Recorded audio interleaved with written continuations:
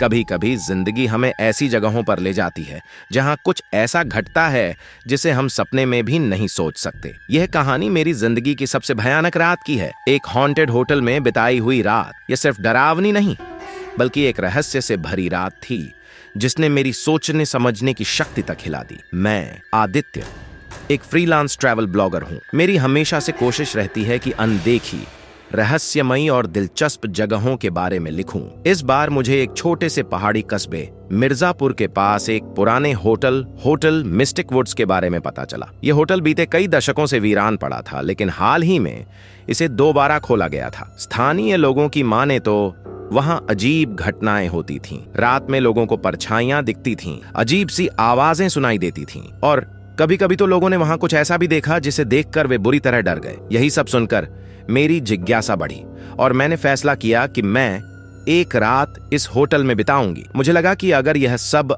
अफवाह है तो इसे उजागर किया जाए और अगर इसमें सच्चाई है तो दुनिया को एक अनसुनी कहानी मिलेगी।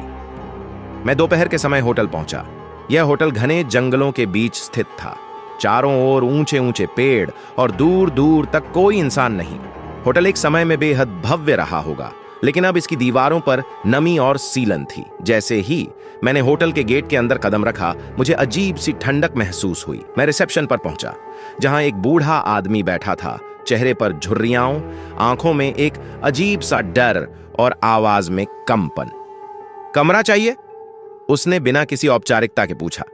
हाँ, एक रात के लिए, मैंने जवाब दिया। वह कुछ देर तक मुझे घूरता रहा, फिर पुराने रजिस्टर में मेरा नाम लिखा और मुझे चाबी देते हुए धीमी आवाज में कहा, कमरा नंबर 300 छाप, जो कुछ भी हो, रात 12 बजे के बाद कमरे से बाहर मत आना। मुझे उसकी बात अजीब लगी, लेकिन मैंने हंसते हुए चाबी ली और ऊपर चला गया। कमरा अंदर से काफी पुराना था। लकड़ी का फर्श, पुरानी अलमारी और दीवारों पर फीके हो चुके वॉलपेपर। लेकिन जो सबसे अजीब था वो था कमरे में फैला एक अजीब सा माहौल।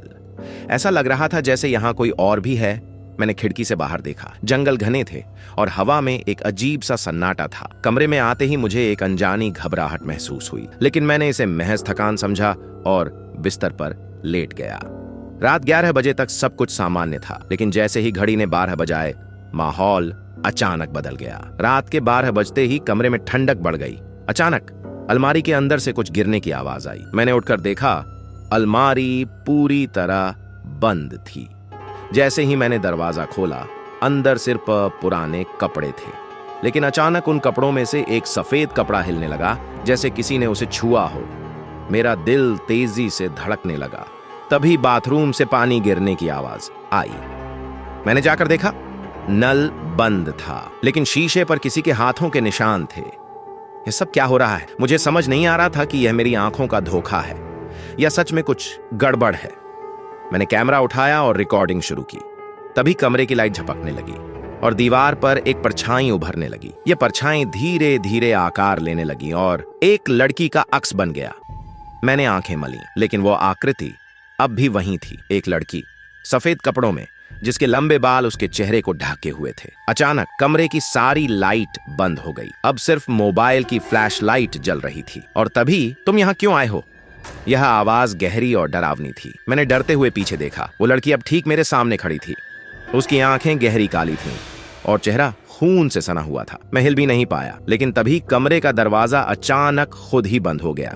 मैंने हिम्मत जुटाई और पूछा, तुम कौन हो? लड़की धीरे धीरे फर्श से ऊपर उठने लगी, जैसे गुरुत्वाकर्षण का उस पर कोई असर नहीं था। मुझे इंसाफ चाहिए। तभी कमरे में अचानक जमीन से एक पुराना खत निकल कर गिरा। मैंने कांपते हुए उसे उठाया और पढ़ने लगा। मेरा नाम नंदिनी है। मुझे इस होटल के मालिक ने मारकर यहीं दफना दिया था। मेरी आत्मा अब तक शांति नहीं पा सकी। मुझे इंसाफ चाहिए। मैंने किसी तरह हिम्मत जुटाई और अपनी दादी से सीखा हुआ मंत्र पढ़ा, नमः शिवाय, नमः शिवाय। जैसे ही मैंने मंत्र पढ़ना शुरू किया, कमरे की लाइट्स फिर से जल गईं। लड़की की आत्मा धीरे धीरे हल्की होने लगी। उसने एक अंतिम बार मेरी ओर देखा और मुस्कुराते हुए कहा, अब मैं मुक्त हूं, शुक्रिया। और फिर वो धुएं में बदल कर गायब हो गई। 10 दिन के बाद से होटल में कोई अजीब घटना नहीं हुई। क्या सच में आत्माएं होती हैं? क्या मैं किसी अनजाने कारण से चुना गया था? मैं नहीं जानता, लेकिन एक बात पक्की है, उस रात मेरी जिंदगी हमेशा के लिए बदल गई।